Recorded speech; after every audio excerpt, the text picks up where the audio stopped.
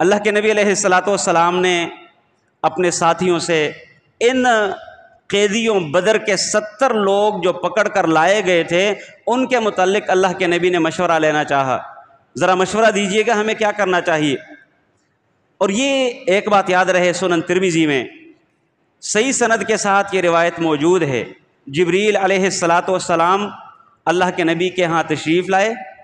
اور اللہ کے نبی سے کہا کہ آپ اپنے ساتھیوں سے ان قیدیوں کے متعلق مشورہ لیجئے گا کہ ان کے ساتھ کیا کرنا ہے، فدیہ لینا ہے اور چھوڑ دینا ہے یا ان کو قتل کر دینا ہے۔ لیکن ایک بات سب کے ذہن نشین رہے کہ آئندہ اتنے ہی لوگ مسلمانوں میں سے شہید کیے جائیں گے۔ یہ انڈرسٹوڈ بات ہے، جبریل نے اللہ تعالیٰ کا حکم نامہ لا کر ان تک پہنچا دیا، فیصلہ جو بھی کرنا ہے وہ آپ نے کرنا ہے، فدیہ لے کر چھوڑ دینا ہے یا ان کو قتل کرنا ہے، اگلے سال یا آئندہ اتنے ہی لوگ مسلمانوں میں سے شہید کر دیے جائیں گے۔ اللہ کے نبی علیہ الصلاۃ والسلام نے یہ حکم نامہ ان کے سامنے رکھا اور ان سے پھر مشورہ لیا۔ ابو بکر صدیق رضی اللہ تعالیٰ عنہ نے مشورہ دیا، اللہ کے نبی میرا مشورہ یہ ہے، آپ اس طرح کیجئے گا کہ یہ ہمارے کنبی قبیلے کے لوگ ہیں، خاندان کے لوگ ہیں، چچیرے اور چچا زاد بھائی ہیں، لہٰذا ایسا کرتے ہیں کہ ان سے ہم فدیہ لے کر چھوڑ دیتے ہیں۔ دو فائدے ہوں گے، ایک بنیادی فائدہ ممکن ہے اللہ تعالیٰ ان میں سے کسی کو اسلام کی ہدایت دے دے، یہ بہت بڑی بات ہے۔ جس بات کی خاطر پیارے پیغمبر علیہ الصلاۃ والسلام شب و روز ایک کر کے پیچھے لگے رہتے کہ کسی نہ کسی طریقے سے یہ لوگ حلقہ بگوش اسلام ہو جائیں، جیسے تیسے ہو یہ لوگ جہنم کی آگ سے بچ جائیں، یہ پیارے پیغمبر علیہ الصلاۃ والسلام کا مدعا تھا، یہی ان کی لالچ ہے۔ اللہ تعالیٰ نے جا بجا اپنے پیارے پیغمبر سے کہا فَلَعَلَّكَ بَاخِعٌ نَفْسَكَ عَلَىٰ آثَارِهِمْ، لگتا ایسے ہے اے پیغمبر آپ جو اپنی اس امت کے کافر لوگوں کے پیچھے لگ لگ کر ان کو دعوت دے دے کر لگے ہوئے ہیں، نہ دن کو دیکھتے ہیں نہ رات کو دیکھتے ہیں، نہ گرمی دیکھتے ہیں نہ سردی دیکھتے ہیں، ہر وقت لگے رہتے ہیں، لگتا ایسے ہے آپ اپنے آپ کو برباد کر کے رکھ دیں گے۔ کوئی آرام نہیں کرتے تھے، کوئی اپنی صحت کا خیال نہیں رکھتے تھے، ہر وقت اسی لالچ میں اور اسی ہرس میں کہ کسی طریقے سے یہ لوگ کلمہ پڑھ لیں بس بات ختم، یہ لوگ جہنم کی آگ سے بچ جائیں۔ اور اسی اللہ کے نبی علیہ الصلاۃ والسلام کی بات کو سامنے رکھتے ہوئے اللہ کے نبی علیہ الصلاۃ والسلام نے آگے چل کر ابو بکر صدیق رضی اللہ تعالیٰ عنہ کے مشورے کو قبول کر لیا تھا، حالانکہ انہیں بتایا گیا کہ بھئی اگلے سال یا آئندہ آپ کے 70 لوگ قتل کیے جائیں گے، شہید کیے جائیں گے، یہ ایک بات ذہن نشین رہے۔ اس کے باوجود اللہ کے نبی نے ابو بکر صدیق رضی اللہ تعالیٰ عنہ کے مشورے کو قبول کر لیا۔ اور دوسرا اس کا فائدہ یہ ہوگا کہ ہم ان سے فدیہ لیں گے اور یہی فدیہ، یہی پیسے اسلام اور اسلام کے غلبے کی تحریک کے لیے فائنینشلی اور مالی اعتبار سے مضبوط ہونے کا باعث بنے گا۔ یہی مال، یہی دولت جو کہ بیت المال میں جمع ہوگا، ہم انہی کافروں کے سرداروں کے یا اسلام کی دعوت کو مزید پھیلانے میں یہی پیسے خرچ کریں گے۔ بنیادی وجہ یہ ہے کہ کسی بھی تحریک کو غالب کرنے کے لیے چند ایک چیزوں کی بڑی اشد ضرورت ہوتی ہے، ان میں سے لیڈرشپ ہے، ان میں سے افرادی قوت ہے، ان میں سے اس تحریک کا مالی اعتبار سے مضبوط ہونا ہے۔ جس تحریک میں کم از کم یہ 3 چیزیں موجود ہوں، بالعموم وہ تحریک غلبہ پاتی ہیں۔ لہٰذا اس دور اندیشی کو دیکھتے ہوئے ابو بکر صدیق رضی اللہ تعالی عنہ نے یہ مشورہ دیا۔ اللہ کے نبی علیہ الصلاۃ والسلام نے عمر بن خطاب سے مشورہ لیا، ہاں عمر آپ کا کیا مشورہ ہے؟ اللہ اکبر، اللہ کے نبی سے کہتے ہیں اللہ کے نبی میرا مشورہ ابو بکر کے مشورے سے بالکل الگ ہے رضی اللہ عنہما۔ مشورہ میرا یہ ہے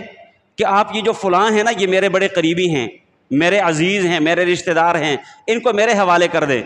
عقیل بن ابی طالب کو علی کے حوالے کر دیں، اور ان کے علاوہ جو شخص جس کے جتنا قریب ہے ان کے حوالے کر دیجئے گا،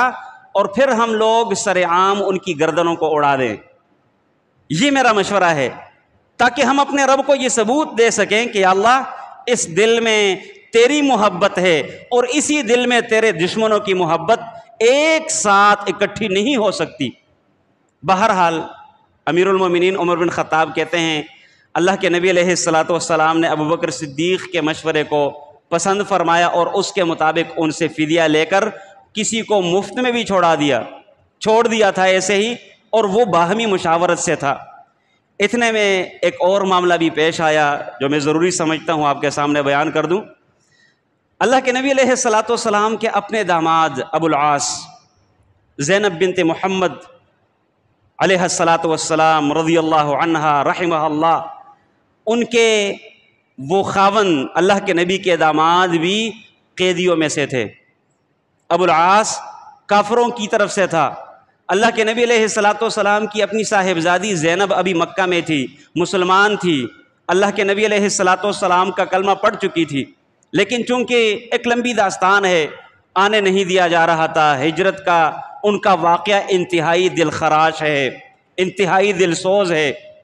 بہرحال ابو العاص کو چھڑانے کے لیے زینب بنت محمد رضی اللہ تعالی عنہا انہوں نے ایک ہار بھیجا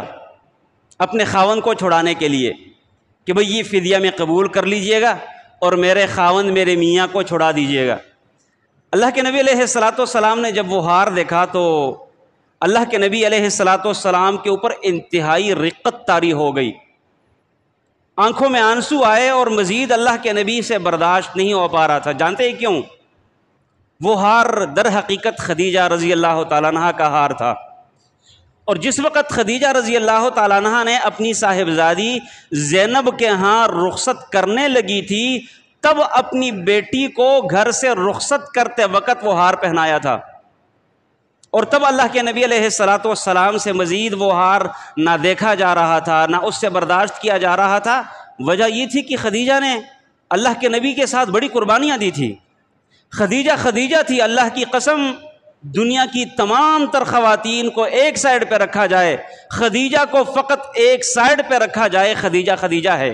رضی اللہ تعالی عنہ۔ ام المومنین عائشہ صدیقہ رضی اللہ عنہ بیان کرتی ہیں کہ مجھے اپنی سوکنوں میں سے کسی بھی سوکن کے اوپر اتنی غیرت نہیں آتی تھی جس قدر خدیجہ رضی اللہ تعالیٰ عنہ کے اوپر آتی تھی، حالانکہ فوت ہو چکی تھی، دنیا میں موجود بھی نہیں تھی، حالانکہ بوڑھی تھی، معمر تھی، عمر رسیدہ ہو کر دنیا سے رخصت ہو چکی تھی، لیکن اللہ کے نبی اس قدر زیادہ محبت اور شدت کے ساتھ جب بھی تذکرہ کرتے مجھے بڑی غیرت آتی، بڑا غصہ آتا، اور میں یہ سوچتی کہ شاید دنیا میں خدیجہ کے علاوہ کوئی خاتون ہے ہی نہیں۔ اللہ کے نبی علیہ الصلاۃ والسلام سے میں نے کئی دفعہ اس بات کا اظہار کیا کہ اللہ کے نبی آپ خدیجہ کے ساتھ اس قدر ولولہ انگیز محبت اور شدت کے ساتھ ان کو یاد کرتے ہیں۔ اللہ کے نبی کہتے ہوتے تھے کہ خدیجہ تھی،